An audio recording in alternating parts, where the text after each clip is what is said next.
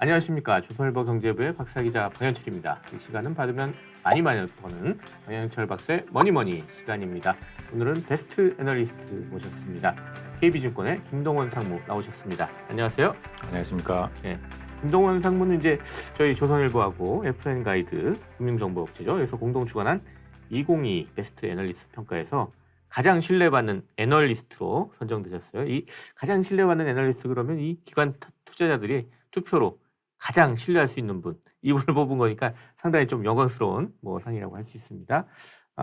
그 김동원 상무는 이제 연초부터 또 KB증권에서 공동 리서치 센터장도 이제 맡고 계십니다. 그리고 주로 담당하는 분야가 이제 IT하고 이제 반도체 쪽. 그래가지고 이제 저희가 이제 IT하고 반도체 쪽 얘기를 좀 해보려고 합니다. 예. 오늘은 이제 먼저 IT 시장 전망과 투자 아이디어 이런 주제로 한번 얘기를 해보려고 해요. 일단 전반적인 얘기부터 좀 해보죠. 이게 코로나 이후에 이제 사실 글로벌 IT 시장 완전 폭증을 했잖아요. 그랬다 작년엔 역성장을 했는데 올해는 좀 IT 시장 어떻게 좀 전망하시는지 먼저 좀 요약을 해서 말씀하시고 그 다음에 분야별로 하나하나 좀 얘기를 해보죠. 예. 예, 되게 올해 IT 시장은 지난해보다는 좋아질 것 같습니다. 지난해를 한번 복귀해 보시면 네. 기업의 실적보다는 매크로 경제 환경이 전체적인 주식시장을 지배했다고 볼 수 있습니다. 먼저 미국의 연준의 금리 인상, 물가 지표 CPI라고 하죠. 이 부분이 시장을 상당히 짓눌렀고 특히 유럽 같은 경우에는 러시아, 우크라이나 전쟁 이후에 천연가스 가격이 급등을 하면서 유럽의 소비 심리가 악화됐었습니다. 네. 그리고 중국은 아시다시피 그 중국 정부의 봉쇄 정책으로 인해서 전반적으로 모든 제조업이나 소비가 상당히 위축됐었는데 올해 지금 이 시점을 보시면 미국의 CPI 물가도 고점을 이미 찍었고 네. 연준의 긴축도 올해 상반기 이후에는 종료된다는 전망이 우세하고 있고요.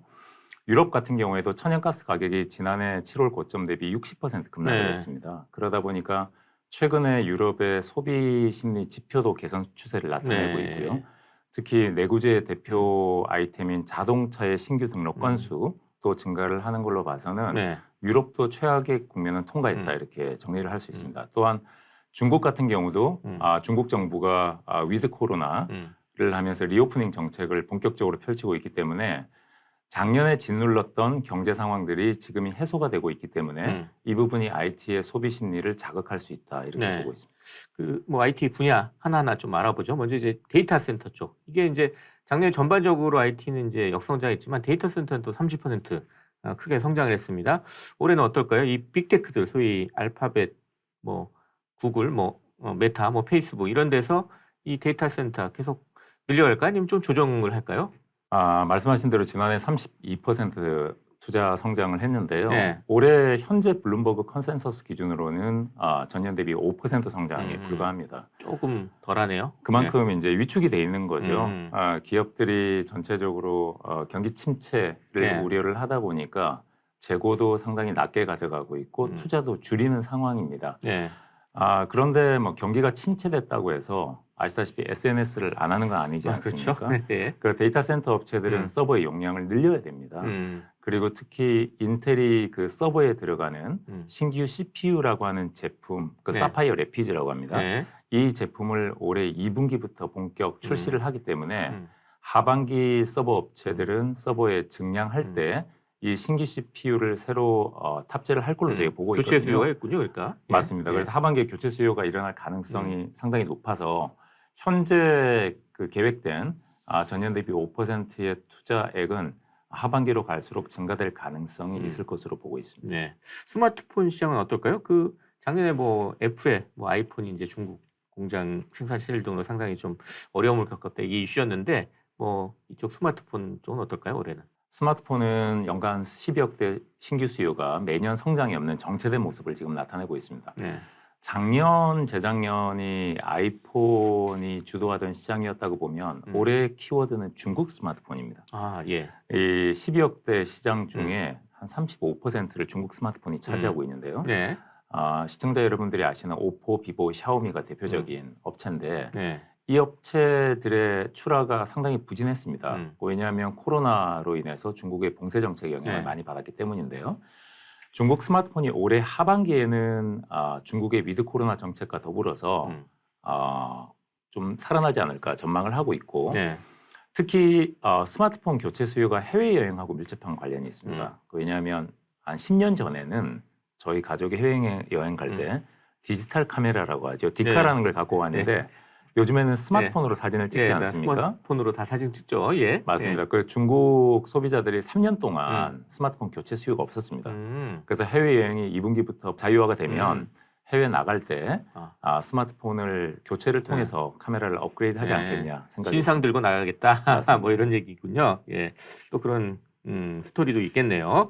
또 이제 그 다음에 이제 PC나 노트북 이런 그 컴퓨터 시장 이쪽은 또 뭐 어떨까요? 뭐 그 재택 근무가 이제 좀 줄어들면서 좀 영향을 좀 많이 받겠죠, 아무래도. 예, 많이 받고 올해까지 받을 것 같습니다. 예. 그 아시다시피 20년, 21년 재택근무 그다음에 온라인 교육으로 인해서 저희가 사지 않던 노트북이나 데스크탑, 태블릿을 많이 샀는데요. 예. PC 같은 경우에는 스마트폰과 달리 교체 수요가 최소 5년에서 7년 이상이기 때문에 올해까지는 PC 수요가 부진할 것 같습니다. 그래서 주요 PC 업체인 델, HP, 레노버가 재고 축소, 상당히 긴축 경영에 초점을 둘 것 같고요. PC 시장은 올해 말 빠르면 내년 정도부터 회복세를 보일 것 같습니다. 네. 그다음에 이제 TV 시장. TV는 이제 아무래도 유럽 쪽이 좀 수요가 많다는 얘기를 들었는데 유럽이 또 전쟁 여파가 있으니까 이게 어떻게 될지 좀 궁금합니다.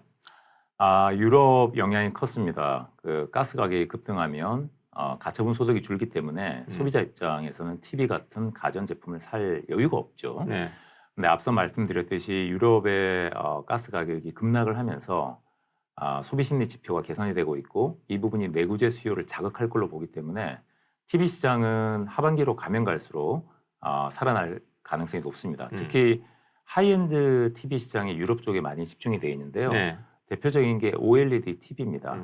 전 세계 OLED TV의 절반이 유럽에서 발생을 하고 있는데 이것 때문에 과거에 그 대표적인 업체인 LG전자가 적자를 기록을 했습니다. TV 사업부에서.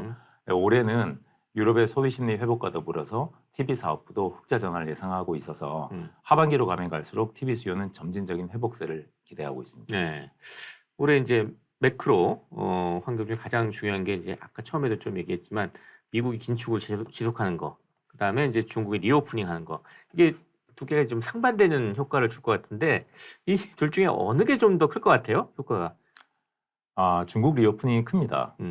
미국의 긴축은 물론 뭐 금리 인상을 추가로 한두 차례 더 하기는 하겠지만 상반기에 물가가 저희가 한 3% 수준까지 낮아질 거라고 보고 있기 때문에 네.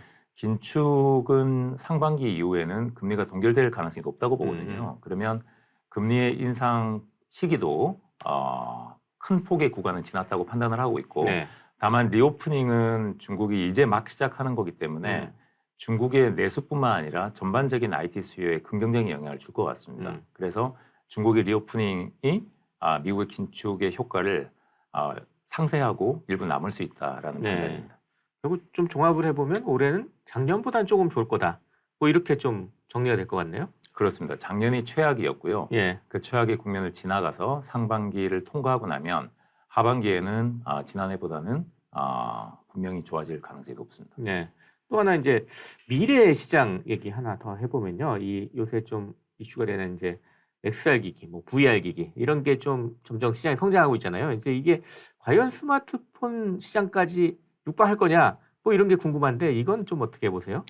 좀 장기적으로 보셔야 될 것 같습니다. 지금 글로벌 스마트폰 시장이 연간 12억대, 그다음에 XR, VR이라고 하는 시장은 1억대 수준에 불과한데요. 애플 CEO인 팀 쿡은 2030년 이후에 VR, AR 시장이 10억대를 능가하면서 또 다른 스마트폰 시장이 될 수 있다 이렇게 전망을 한 바도 있습니다. 네. 이렇게 VR, XR이 시장이 확대가 되면 가장 먼저 데이터 센터 업체들의 서버 용량을 늘려야 됩니다. 그 부분이 하나가 있고 그다음에 이 서버 용량을 늘리게 되면 XR 같은 하드웨어 기기도 많이 이렇게 전파가 돼야 되거든요. 그래서 다만 이 시장이 XR, VR의 하드웨어 시장 자체만 초점을 둘 게 아니고 반도체를 포함한 IT 시장의 전방위적으로 파급 효과가 클 것으로 장기적으로 보고 있습니다. 네. 그건 좀 미래를 좀 봐야 되는 거고 일단 그러면 올해 이제 아까 쭉 시장 전망을 해봤는데 이런 전망 아래에서 좀 주목해 볼 만한 IT 기업들 어떤 데를 좀 꼽을 수 있을까요? 작년에 안 좋았던 기업이 올해 좋아질 가능성이 있는 거죠. 네. 뭐 주가 측면에서 보더라도 삼성전자, SK하이닉스, LG전자가 대표적입니다. 네. 반도체는 지난해 아시다시피 가격 급락, 재고 증가로 인해서 실적이 악화되고 있고 지금 현재도 실적이 상당히 안 좋은데요. 이 재고라는 거는 시간이 지나면 당연히 줄어들 수밖에 없고 네. 말씀드렸듯이 하반기 IT 수요가 증가될 가능성이 있어서 음. 반도체는 뚜렷한 상저하고 패턴을 보일 걸로 생각을 하고 있습니다. 네. 그래서 실적 측면에서 보면 삼성전자를 저희가 최선호주로 제시를 해드리고 있고 다만 반도체 산업의 바닥 관점에서 보면 SK하이닉스도 적자 폭은 확대가 되고 있지만 주가의 방향성은 삼성전자를 따라갈 것이다 이렇게 보고 있습니다. 그리고 마지막으로 전기전자 쪽에서는 LG전자인데요. 네. 지난해 인플레이션 최대 피해주였습니다. 음흠. 예, 가처분 소득이 줄면 가전 TV를 안 사죠. 네. 그런데 이 부분이 완화가 되다 보니까 인플레이션 완화 수혜주로 변모가 음. 되기 때문에 LG전자까지 관심 종목을 가지고 있습니다. 예. 그런 종목들도 한번 잘 지켜봐야 되겠습니다. 자, 이렇게 해서 김동원 KBE 증권 상무 모시고 이번 시간에는 IT 시장 전망과 투자 아이디어에 대해서 이야기를 나눠봤습니다. 마지막으로 저희 시청자, 구독자 여러분께 마무리 인사 짧게 부탁드리겠습니다. 예, 다음에는 더 좋은 내용으로 IT 산업 전망으로 찾아뵙겠습니다. 지금까지 KB증권 리서치 본부장 김동원이었습니다. 네, 저는 조선일보 경제부의 박사기자 방현철이었습니다. 그럼 다음 시간에 또 뵙도록 하겠습니다. 감사합니다.